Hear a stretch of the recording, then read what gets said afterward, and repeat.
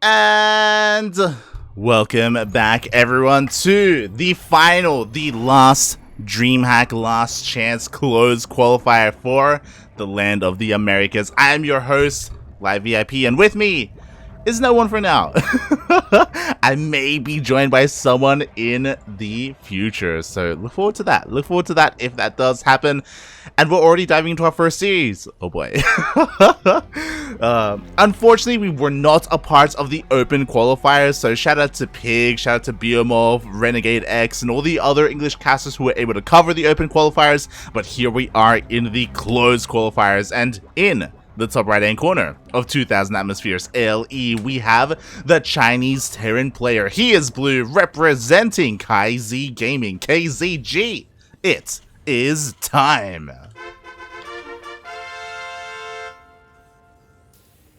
And spawning in the bottom left hand corner of 2000 Atmospheres ALE, we have the Brazilian Zerg player, representing our very own, representing the CranKy Ducklings. It is Erik.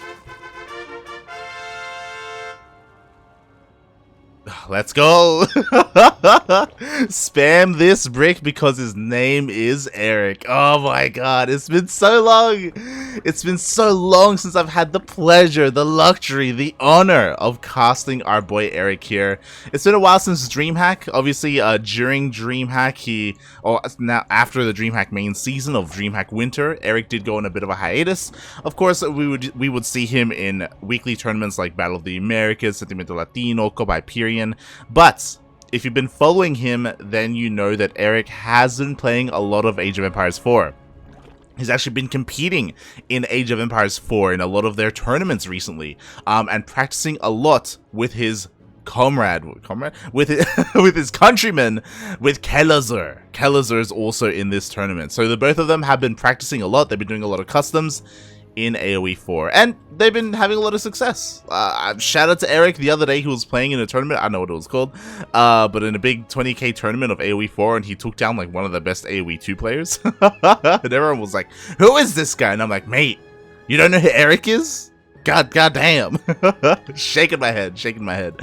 And we'll see how this plays out. So obviously he is relatively out of practice, but he's still an amazing player, and he's still here to take names. And I don't know if you noticed, but he went for a very early spawning pool. He went hatch pool, but I believe it was like a 15 pool or 14 pool, and we see why. It's to go straight into roaches. He did skip Ling speed. I wanted to quickly touch on something, and that is that Erik is not fond of this matchup. He is not fond of ZVT whatsoever, so it's not a surprise to me that he would go for something like a cheese or an early rush off of 2 bases.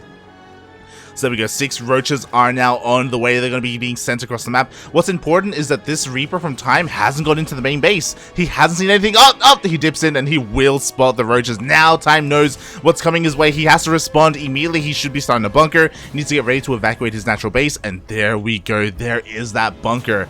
Shout out to Time, by the way. He doesn't attempt to try and hold the low ground. It's a little bit too late for that. The low ground is forfeit. He has to focus on the high ground. We do have a tech lab on the way for a tank or a cyclone. That's going to be key here in the defense, and 3 Marines coming out. There we go. He already evacuates the natural base. Again, this was spotted, and Erik is not done here. He is droning up behind this and going for 2 base lair. So roaches are about to pop up, and sure, they force a lot of smiting time. They can chip away at the CC and keep Time on 1 base economy. That is the purpose of this. If he's able to get a couple of worker kills, that's kind of a bonus. What's important to note is that he doesn't waste any gas here. There are no Ravagers. Usually when you go for early roaches like this, you get Ravagers out, you have an Overlord for high ground vision, and then you bile away and you get like a depot, maybe 2 depots, maybe even a reactor.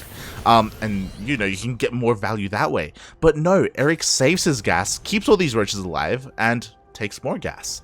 Now with 4 gases on 2 bases with a lair, there are a couple of things he can do. He could go into roach speed and double down on roaches, or he could throw down a spire. Personally, I'm not too sure. I'm not too sure which way we should go, which direction. But yeah, there it is. 2 base spire. If Yaku was here, 2 base muta is what he would be saying. He even gets roach speed on top of that. Oh my god. Okay, so he's kind of he's going for a bit of everything right now. Interesting take here from Erik. He's gonna waddle back home with his roaches. He doesn't lose any of them needlessly. These cyclones are gonna be making sure that all these overlords are hidden. Oh, we're gonna see a scan. Up. Oh my god. We don't even need a scan. We have a medevac instead. Nicely done by Time. He does take that out, especially because just in case there was, say, a Nidus follow-up or something like that. Now there's no Overlord. Time is going across the map. Obviously, these are 0-0 Marines. There's no upgrades. There's nothing. They're just vanilla Marines. But they're still very scary in high numbers, and the Cyclones are what you really need to be worried about. Erik did spot them, so he's well aware of them because of his creep tumor, and now he's getting ready, but the drop is headed into the natural base. Oh, that's unfortunate. The drop is queued up to spot the Spire.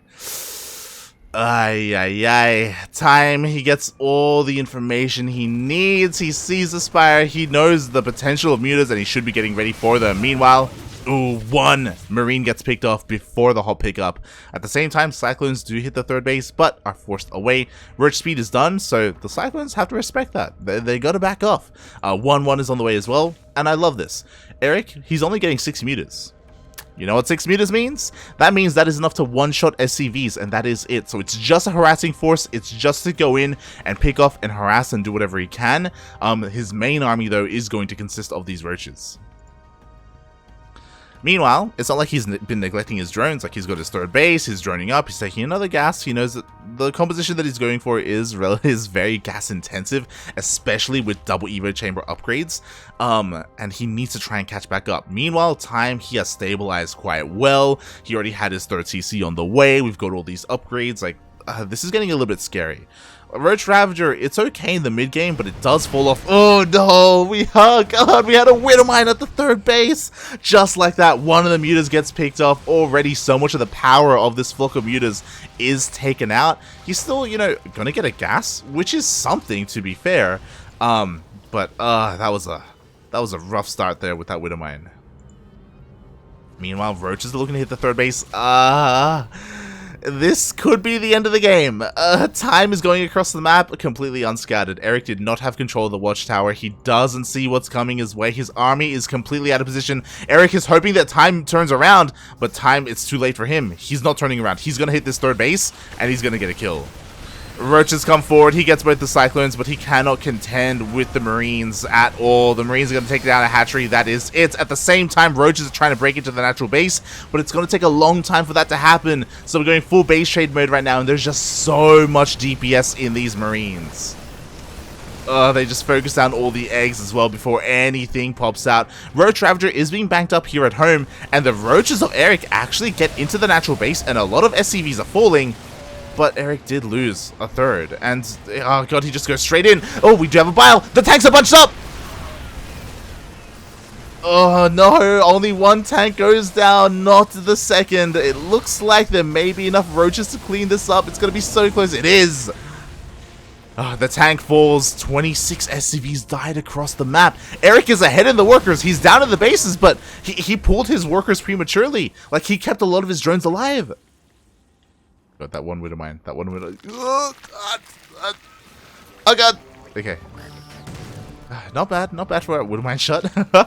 Ravagers should be able to clean this up with a single bile. Oh, there we go. Oh, beautiful.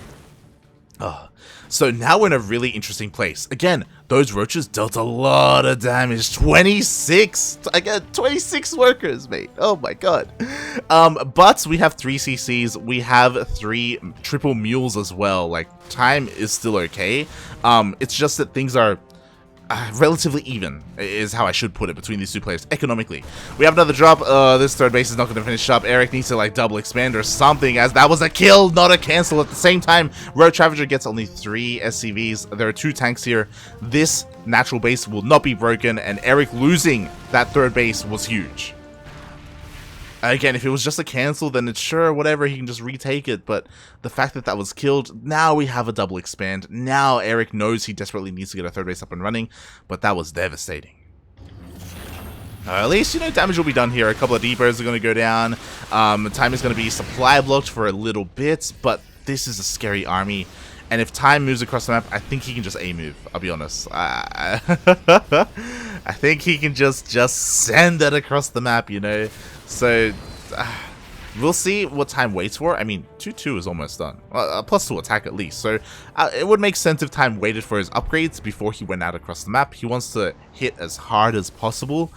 And Erik, if he wants to defend against that, what is he going to need? He's going to have 4 bases for extra larva. He will be able to replenish his economy a little bit. But, like, again, Road Ravagers is not ideal. The thing to really round out Road Ravager are infestors. Fungal growth. Fungal growth can be amazing. Like, that's where your AoE is. Either that, or throw down a Baneling Nest and go Lingbane Road Ravager. The problem with that is that it takes a lot of larva. And you have to already have had a good economy to do that. Taking up is a little bit easier because, hey, you only need like 3 or 4 infestors, right? It's not larva intensive at all. So we'll see what Erik decides to do. At the moment, he's still just focusing Road Ravager. At least 2-2 will be done and ready for the fight. But Time, he's not tunnel visioning. As soon as +2 attack is done, he starts +3. He's ready to go. Oh, God. So he is thinking ahead, and that's kind of all he has to do right now, to be honest. Like, just think ahead, just focus on his macro, make nothing but army, not really let up, make sure he doesn't get supply blocked, and then just go. He's getting a 4th base behind this, so again, like, if this push doesn't kill, he has a plan to just keep on going. And Erik is getting ready to receive. Oh boy, there's no static defense, again, no Banelings, no Fungals. He can bile and slow down the tanks, but the bio is about to rock up, and again, Erik did not have control of that watchtower. He doesn't have a lot of creep either. It looks like this base is going to go down, and Erik can't really, he can't help it. He can't save it. Ugh, just like he can't save these drones. As 6 drones, 5 drones are going to get picked off. Erik is going to try and catch some reinforcements, but he just can't handle the main army. Oh, but going to go for a pseudo surround. Can he get this? Can the biles connect with the tanks? Oh my god, it's going to be so close. The biles will connect, and he will get 3 tanks for his troubles, and that was insane. But there's still just so much bio on the ground. But the biles keep taking out the tanks. The full surround, the reinforcements. He's doing it. Oh my god, that was an accident. If you noticed, Erik, he didn't really intend to surround the army. He sent half his army across the map to counterattack. And then when the Terran pushed in, and when Time wasn't taking any extra time, Erik was like, oh my god, I have to turn around. And he just happened to get a full surround, and just like that, Erik takes the fight. He lost the base, he lost a decent amount of drones, but he took a very good trade. The tank count has been reset. There's only 1 tank left. Like, there's a chance here for Erik. He just has to bile down the right units. He goes for Liberators. The tank is still alive. The tank finally goes down, but 1 more comes down the ramp, and the bio just stims on forward. +3 is about to finish up. There's just not enough Road Ravager. Oh my god, we just needed a little bit more. GG gets called, and Time takes game number 1. But that was close. Beautiful, mate, beautiful. Oh, and as we get ready for game number 2, let me just quickly try and fix this. Something seems to be wrong with Discord. Yeah, it's a little bit unfortunate. Discord unfortunately is not working at the moment, so you can't see my cam. Feels bad, man, feels bad. I just restarted Discord and that didn't work either. Maybe I can try shutting it down using Task Manager. I'll try that actually. Hopefully that doesn't break anything. Boy, oh boy. Here we go. We're getting ready for game numero 2.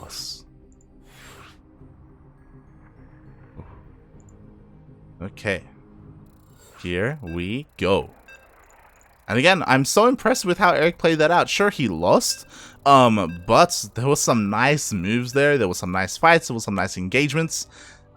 It was just really rough. That again, imagine a world where he didn't lose that 3rd base. Instead, he was double expanding at the time, and he was able to cancel in time as well and get that base up and running that much faster.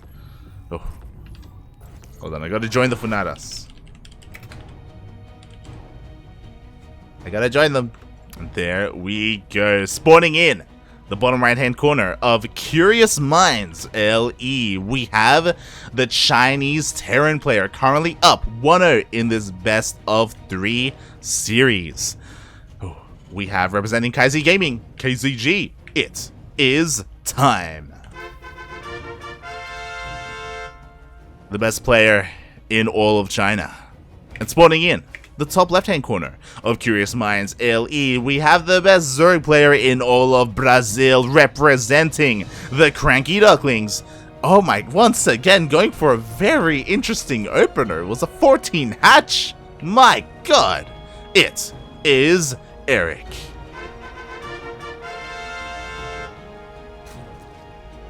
As I try desperately to to get my camera working. I mean, not my camera, Discord working. Once again, going for a hatch pool opening. Oh boy. So far, this is looking like just like game number 1. What I will say is that build should work better on Curious Minds, but doing the same build 2 games in a row, like, I'm not too fond of it, if I'm honest. And it looks like, unfortunately, Discord has decided not to work with me. Shaking my head, mate. Shaking my head. So it looks like I won't be using a cam today. Time to take off the shirt. No. We'll just have to work with images for now. Feels bad, man. Feels bad. But here we go. So once again, we have plenty of gas. We have our spawning pool finishing up, and we'll see if Erik avoids his Ling speed again, and if he goes straight into roaches. Personally, I kind of hope not. I kind of hope that he does do something a little bit different here, but we'll see as the SCV comes in. And like, this is the purpose of throwing down that early hatchery, is that it looks normal, right? It looks like a regular hatch first because the hatchery is already done. So Erik is using this to try and deceive the Terran player when he SCV scouts, and the SCV doesn't think it's necessary to go all the way up into the main base. Reaper does come across the map though, and he will be able to scout everything. The Queen will be able to push this away, but if Time notices something, hey, that spawning pool was not researching. And he could go in again just to double check. Oh my god.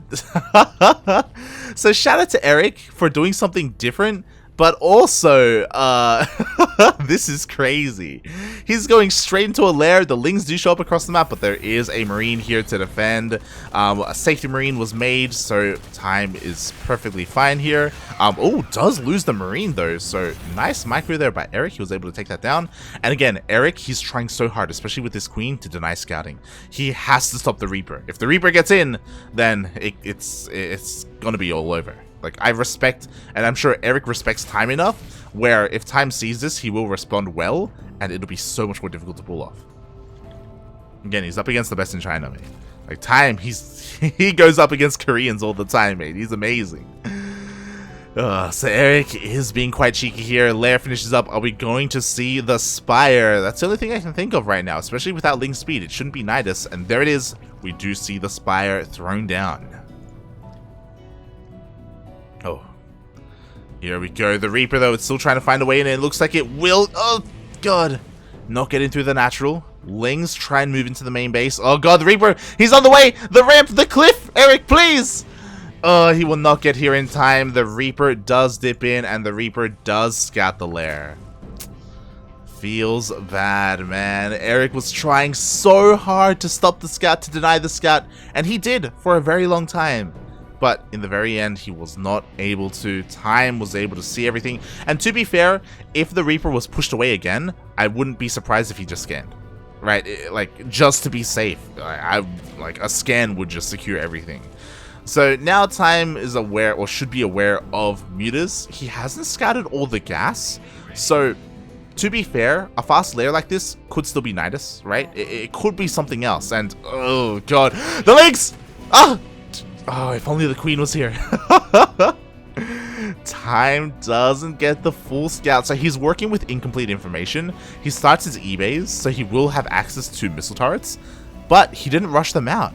It looks like in his mind, it didn't really click that mutas were a possibility. It didn't really click about the additional gases.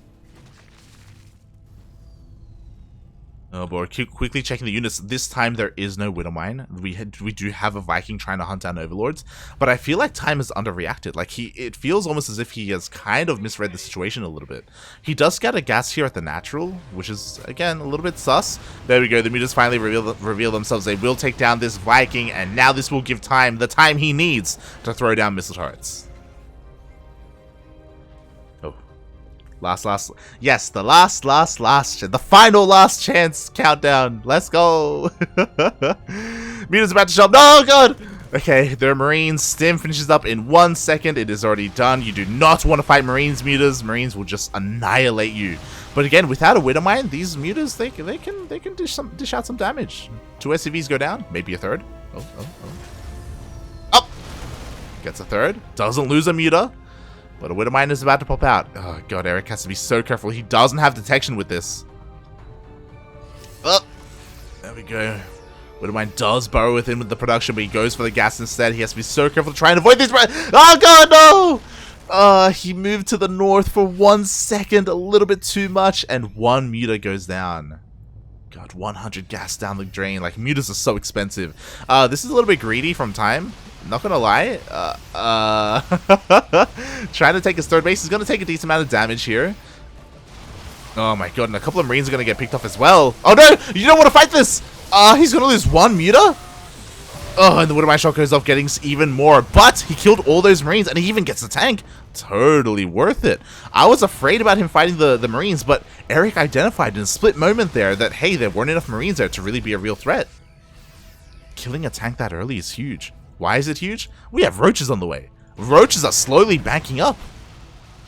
And without tanks, roaches can definitely kill Marines early on. Meanwhile, Hellions are going across the map. If they go straight into the natural, they're just going to die. And it looks like they will, but they do scout all these roaches, and that is a huge tell. Time has to go full panic mode right now. He's like, oh my god, you have not really been droning, have you? That's a pretty large ground army. I need to start getting ready. I need to focus on my tank production. There we go. Another tank is on the way. Essentially the first tank, because the first tank is dead, so he's remaking it. And the roach is already here. Like, again, with no tank, these roaches and mutas, they can win this fight. Here we go, Erik. He's diving in. Time stims forward. Oh, God. Miscalculating the situation a little bit there. He will end up losing 1 of his medevacs, and immediately he does evacuate the third base. Again, Time knows that he can't really do that, but here we go. The tank finally comes out. With this tank, Time should be able to secure his natural. Ugh. But he will lose a couple more of those SCVs. Not like this. Mutas dip in once again, and yeah, actually, oh my god, medevac, please. I don't know what the hell the medevac thought it was doing.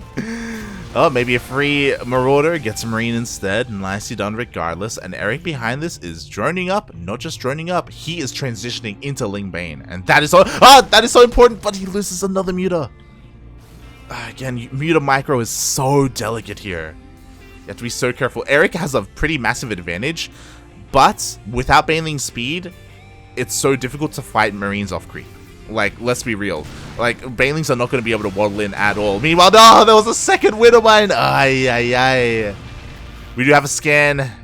Time, he confirms. I almost said Kellizer. Time confirms the drone count at the third base, confirms the lack of gases. So he's starting to piece a couple of things together. With the lack of gases, the likelihood of it being just pure Roach Ravager is not very high. Mutas try and dip in again. Oh god, they want that medevac.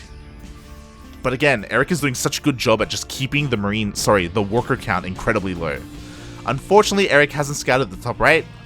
He's rotating around now, but he had an opportunity to maybe delay this third, and that opportunity is a little bit gone. Oh, another muta gets picked off. These are kind of expensive trades, but here is the main army. Baneling speed is on the way. As soon as Baneling speed finishes, Erik is going to be sending everything across the map, and he's going to try and break through the Terran.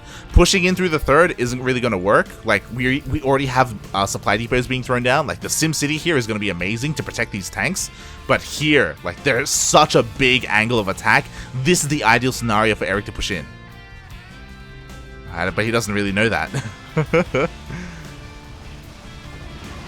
Oh god, it looks like he's getting ready to hit the third base. I'm a little bit concerned. Like, that's best case scenario for Time. Time wants to fight here. And Erik is getting ready. Again, he's finished droning up. 54 drones, that's all you need. Going pure Ling Bane. I love this though. He's going to try and push in from both sides. At the same time, mutas are trying to do what they can. They're distracting a lot of Marines, which is amazing. And here we go. He pulls the trigger. No, he only goes in from the right. And he realizes the mistake he's made. He cannot do that. Here we go. Finally, he's setting up towards the bottom left. SimCity here is basically non-existent. He's going for it. The Banelings rush on forward. The splits are decent, but there's just so much Ling Bane. It looks like it's not going to be enough, though. The Northern Force was too busy trying to break through all those depots, and it just wasn't a part of the fight. Time will defend, despite having a massive supply disadvantage. Again, that was best case scenario for Time. Erik had to push in with everything here from the bottom left, not splitting up his army like that.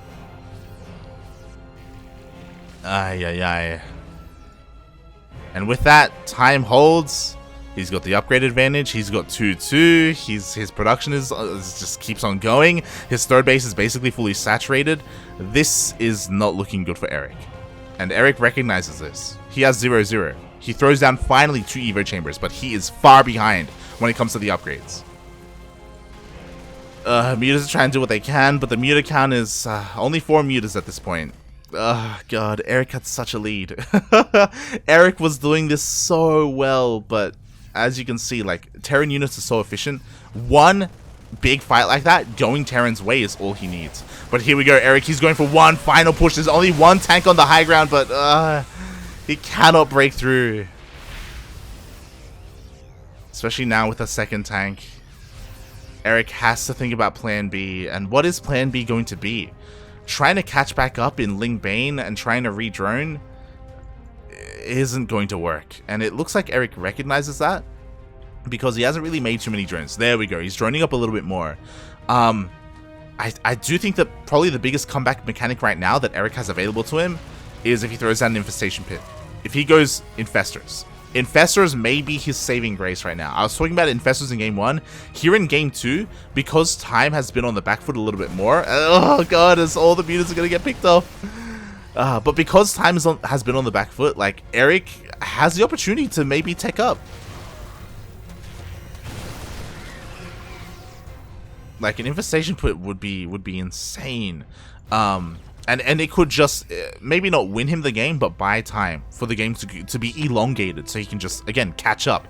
But Time is pushing out. Erik does have control of the watchtower. He does see all of this. Despite seeing it, though, can he really stop this? He's going to try and engage with the army. The tanks do siege up. Are the Biles going to be good enough? As we do see the Ling Bane crashing into the Bio. The Biles do kill two of the tanks, but it is not going to be enough. GG gets called. And Time, with the comeback, takes the series 2-0.